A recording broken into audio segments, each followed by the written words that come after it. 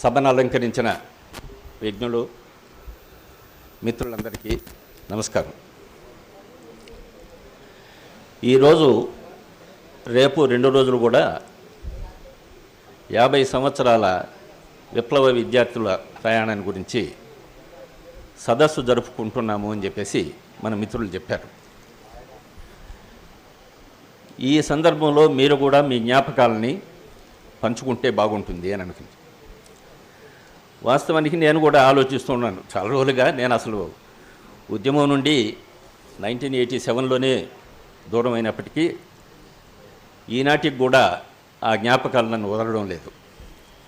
అందుకనే వెంటాడే జ్ఞాపకాలు అనేది రాశాను.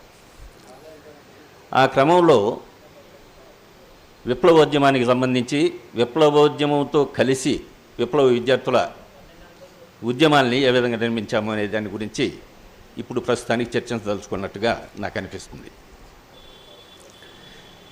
నిన్న మొన్న మన మిత్రులు చెప్పినప్పుడు ఏంది అనేసి ఆలోచించాను. మన జ్ఞాపకాలని ఏం గుర్తు చేసుకోవాలి అని అంటే 1970లో 72, 73 ఆ ప్రాంతాలలో కామ్రేడ్ వరవరరావు గారంటే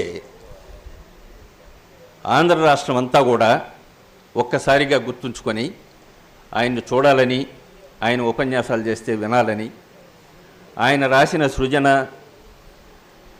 అరుణతార మొదలైన వ్యాసాలు చదవాలని ముఖ్యంగా స్టూడెంట్స్ ఉత్సాహపడేవాళ్ళు. అన్ఫార్చునేట్లీ కొన్ని సంవత్సరాలుగా ఆయన జైల్లో ఉన్నారు. మనమందరం ఈరోజు విషయాలను ఎలా చర్చించుకుందాము అని చెప్పి మాత్రం ఆలోచిస్తున్నాం. కనీసం ఆయన అరెస్టుకు సంబంధించి ప్రొటెస్ట్ లాంటివి కూడా మనం చేయలేకపోతున్నామే అని ఒక్కసారి మీరందరూ కూడా ఆలోచించాల్సిన అవసరం ఉంది అని మాత్రం నేను గుర్తు చేస్తున్నాను. ఇదే మనం జ్ఞాపకాలు చేసుకోవాల్సిన విషయాలు. ఇప్పుడే నేను వచ్చేటప్పుడు హరగోపాల్ గారు అందరికీ తెలిసిన మేధావి, చరిత్ర భవిష్యత్తును గురించి తెలుపుతుంది అని చెప్తున్నారు. అది ఏదో విన్నాను. ఇంతకుముందు నేను ఒకసారి కొడవటికంటి కుటుంబరావు గారి వ్యాసాలు ఏదో చదువుతున్నప్పుడు చరిత్ర ఎందుకు చదవాలి అని అంటే మనం ఎక్కడి నుండి వస్తున్నామో తెలిస్తే తప్ప ఎటు వెళ్ళాలో అర్థం కాదు.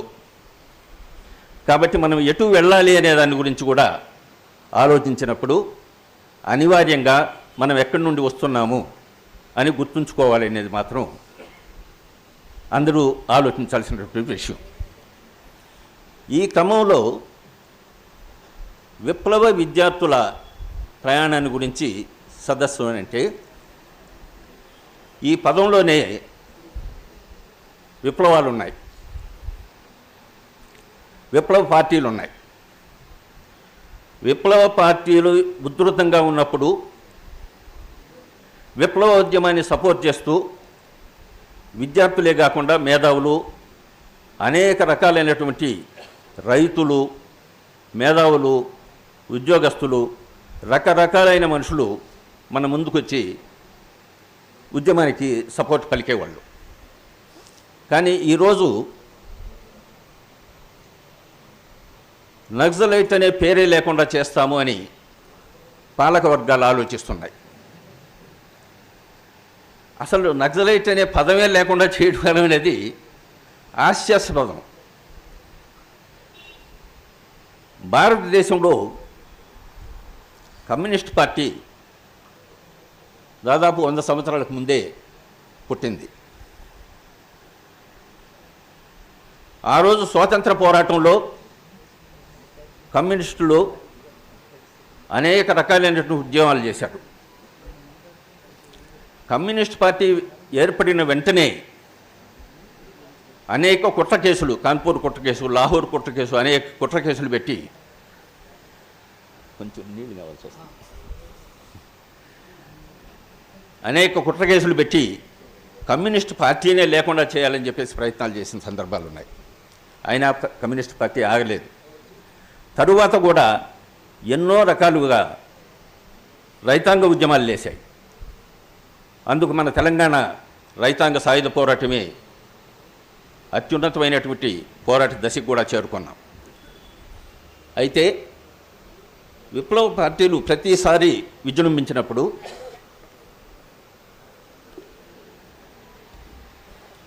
అణచివేత కూడా అదే సందర్భంగా అదే స్థాయిలోనూ ఇంకా ఎక్కువ స్థాయిలోనూ ఉంటుంది.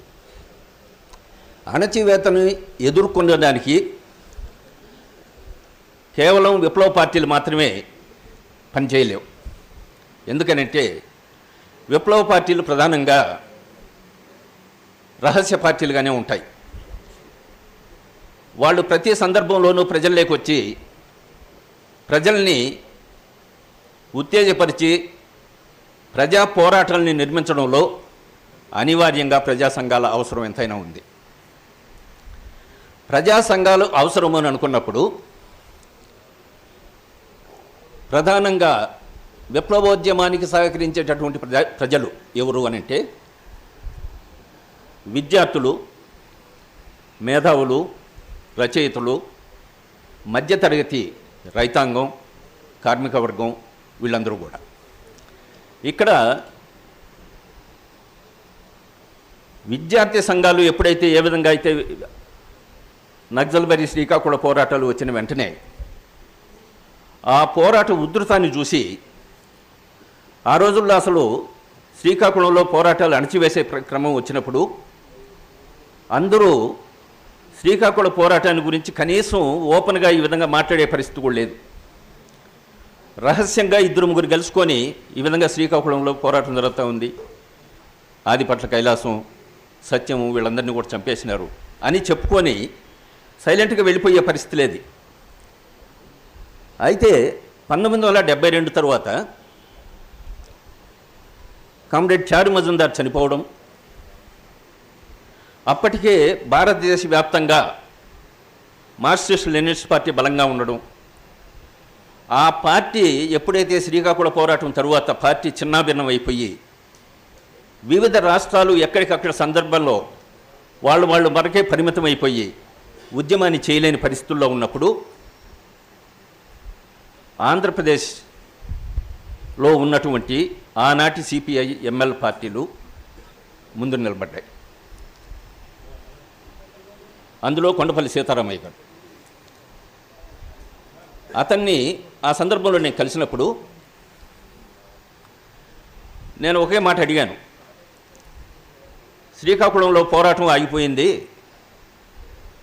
నక్సల్బరీ ముందే నిలిచిపోయింది, మళ్ళీ మనమందరం శ్రీకాకుళం వెళ్ళి పోరాటం చేయాలన్నా అనేసి. ఆ రోజు ఆయన ఒక్క మాట చెప్పాడు, శ్రీకాకుళ పోరాటం కానీ నక్సల్బరీ పోరాటాలు కానీ మనకు ఉత్తేజాన్ని ఇచ్చినటువంటి పోరాట రూపాలవి. అదే ప్లేసుల్లోనే మళ్ళీ పోరాటాలు కొనసాగించాలని రూల్ లేదు. మనకు ఆంధ్రప్రదేశ్లో ప్రధానంగా తెలంగాణ ఉద్యమం ఇంతకు ముందు జరిగి ఆగిపోయిన సందర్భం. తెలంగాణలో ఉద్యమం కానీ వస్తే సాయుధ పోరాట ఉద్యమం కన్సిస్టెంట్గా నిలబడుతుంది, కాబట్టి తెలంగాణలోనే మనం నిలబడి ఉద్యమాన్ని చేయాల్సినటువంటి అవసరం ఉంది అని చెప్పేసి ఆయన చెప్పాడు. కాబట్టి విప్లవోద్యమంలో వస్తున్నటువంటి ఒడిదుడుకులన్నింటినీ కూడా పార్టీ అనేది ప్రధానంగా ఏ రకమైనటువంటి శత్రువు మన దగ్గరకు వస్తున్నాడు, శత్రువు బలాలేమిటి, మన బలాలేమిటి, మనం శత్రువుని ఎదుర్కొనేటటువంటి పరిస్థితుల్లో ఉన్నామా లేదా, ఇవన్నీ కూడా అంచనా వేసుకొని శత్రువును ఏ రూపంలో వ్యతిరేకించాలనో ప్రతిఘటించాలనో మనం నిర్ణయించుకోవాల్సినటువంటి అవసరము విప్లవ పార్టీకి ఉంటుంది. విప్లవ పార్టీలు ఖచ్చితంగా ఒక దిశానిర్దేశాన్ని చేయాల్సి ఉంటుంది. ఆ విషయంలో ఆంధ్రప్రదేశ్ పార్టీ సిపిఐ ఎంఎల్ మాత్రం గట్టి విధానాన్ని రూపొందించింది అని మాత్రం నేను అనుకుంటున్నాను. ఆ క్రమంలోనే ప్రజా సంఘాలు ప్రధానంగా సాయుధ విప్లవంలో విప్లవ సిద్ధాంతం కలిగినటువంటి విప్లవ పార్టీ బలమైన పార్టీ ఉండాలి. ఆ పార్టీతో కలిసి ప్రజా పోరాటాలు చేసే ప్రజా సంఘాలు ఉండాలి, ఇతర గ్రూపులను కూడా కలుపుకొని వచ్చేటట్టుగా ఐక్య సంఘటన కావాలి. ఇవి ఉన్నప్పుడే విప్లవం విశాల ప్రజానీకాన్ని విప్లవంలో భాగస్వామ్యం చేయగలము, అప్పుడే విప్లవం విజయవంతం అవుతుంది అని చెప్పే ఉద్దేశం మన భారత కమ్యూనిస్ట్ పార్టీ మాలే ఎప్పుడో గుర్తించింది. ఆ క్రమంలోనే విద్యార్థుల్ని చైతన్యవంతులు చేయాల్సిన అవసరం ఉంది.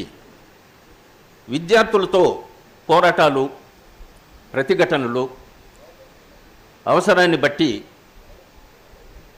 ప్రొసెషన్లు తీసి విప్లవాన్ని గురించి చెప్పడం, అవసరం అనుకున్నప్పుడు విప్లవకారుల్ని, మేధావుల్ని పిలిపించి విప్లవోద్యమ అవసరాన్ని గురించి జనంలో చెప్పడం, జనాన్ని విప్లవానికి సంసిద్ధం చేయటానికి ప్రజా సంఘాలు చాలా ఉపయోగపడతాయి, అందులో విద్యార్థి సంఘాలు ఇంకా బాగా ఉపయోగపడతాయి అని చెప్పేసి చెప్పారు.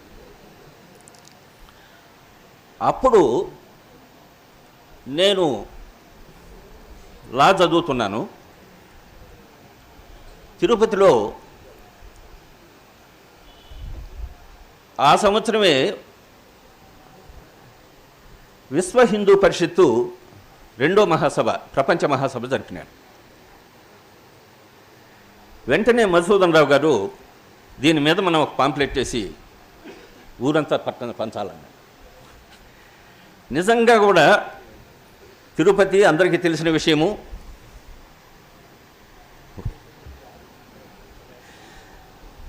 విశ్వ హిందూ పరిషత్ని ప్రతిఘటించడం చాలా కష్టమైన పని కూడా అనుకొని ఆ పాంప్లెట్లన్నీ వేసి డిస్ట్రిబ్యూట్ చేసి దాన్ని ప్రతిఘటించడం జరిగింది.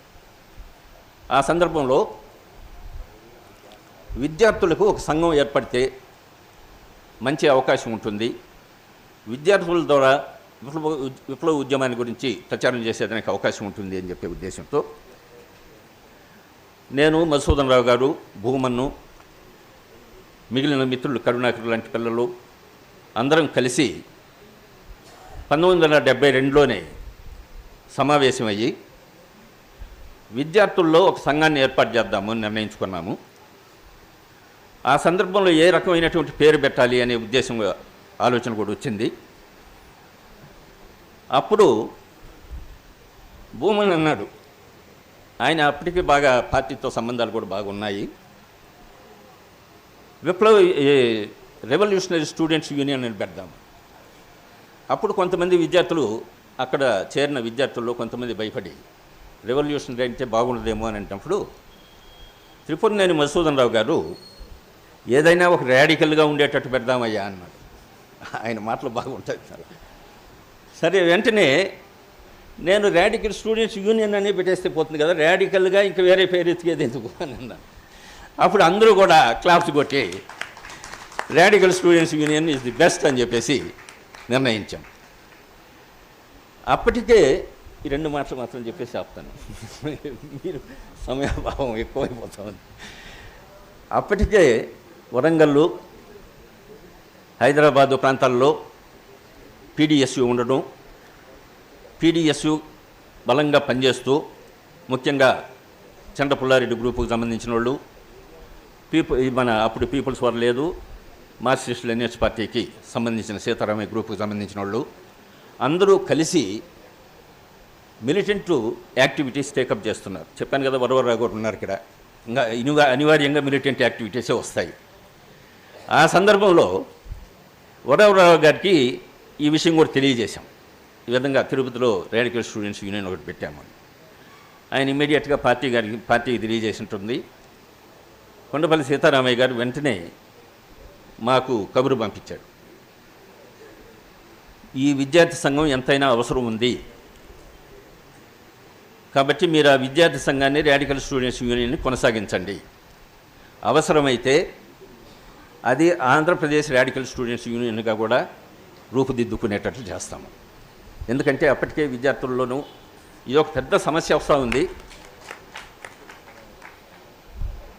విప్లవ పార్టీలన్నీ కూడా విప్లవాల గురించి మాట్లాడుతున్నాయి, ప్రజా సంఘాల గురించి మాట్లాడుతున్నాయి, ఐక్య సంఘటన గురించి మాట్లాడుతున్నాయి. కానీ ఏదో ఒక సందర్భాల్లో విడిపోవడం జరిగిపోతుంది.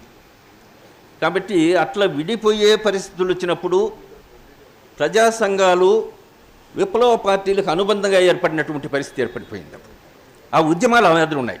ఉద్యమాలు బ్రహ్మాండంగా ఉధృతంగా జనాన్ని ఉత్సాహపరుస్తున్నాయి. కాబట్టి ప్రజా సంఘాలు ఏ విధంగా పనిచేయాలి అనే విషయంలో కూడా అప్పటికే చాలా తేడాలు వచ్చినప్పటికీ కూడా ఆ రోజు సందర్భాన్ని బట్టి ప్రజా సంఘాలలో కూడా విప్లవ చైతన్యంతోనే విప్లవ పోరాటాలు చేయాల్సి వస్తుంది అని చెప్పే ఉద్దేశంతో చేశాం. కానీ అటువంటి విషయాలన్నీ కూడా ఇప్పుడు ఈ 2 రోజుల సదస్సులో ఇక్కడ చాలామంది విద్యార్థులు తక్కువే ఉన్నారు. బట్ కనీసం మనమందరం మన అనుభవాలను దృష్టిలో పెట్టుకొని విద్యార్థులకి భవిష్యత్తులో మనం ఏ రకమైనటువంటి ప్రోగ్రామ్ని మనం నిర్ణయించగలుగుతామో వాళ్ళకు గుర్తు చేసి భవిష్యత్తుని ముందుకు తీసుకుపోగలరని, విప్లవాన్ని విజయవంతం చేసే దిశలో విద్యార్థులు కూడా పనిచేయాలనేసి ఆకాంక్షిస్తూ గమనిస్తున్నాను.